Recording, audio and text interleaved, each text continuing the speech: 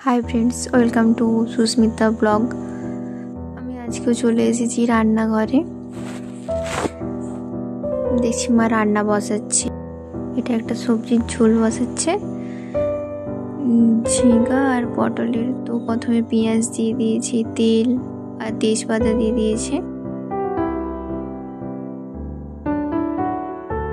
এটা একটু ভাজা হবে।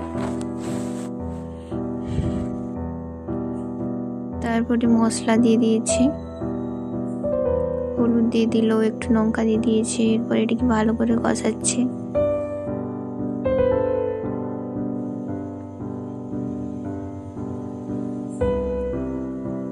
একটু জল দিয়ে কষিয়ে নিল। তারপরে এখানে ঝিঙ্গাগুলো কাটা ছিল দিয়ে দিয়েছে, পটলটা ছিল ভাজা ওটাও দিয়ে দিয়েছে।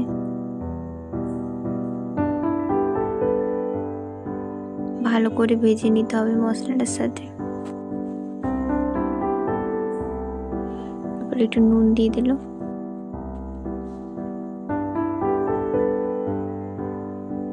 এটা ভালো করে কষিয়ে জল দিয়ে ফুটতে দিয়ে দেবে।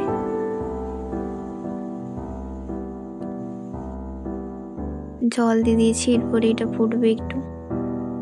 চলো তখনকে আমরা একটু ঘুরে আসি। এসে দেখছি এখানে সবজির ঝোলটা হয়ে গেছে। এরপর এখানে বাঁধাকপি আছে, বাঁধাকপি আর মাছের মাথা দিয়ে তরকারি হবে।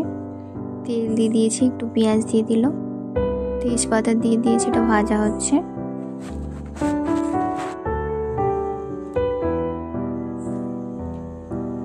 এটা ভালো করে ভেজে নিতে হবে।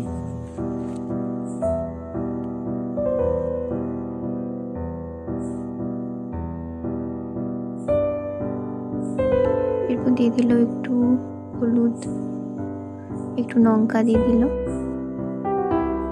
এরপর এটাকে নেড়ে দিল। মশলাটা দিয়ে ভালো করে এটা কষিয়ে নিচ্ছে। এটা ভালো করে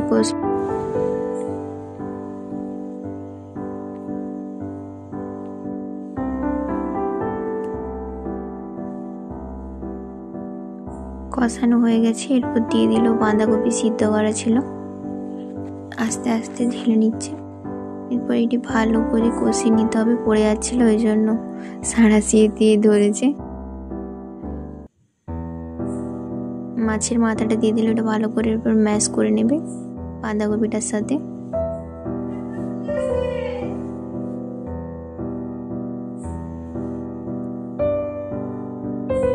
ভালো করে কষিয়ে নিচ্ছে।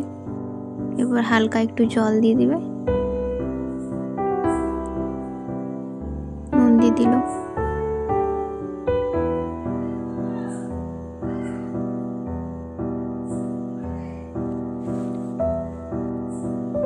জল দিয়ে দিয়েছি। এরপরে এটা একটু ফুটলে নামিয়ে দেওয়া হবে।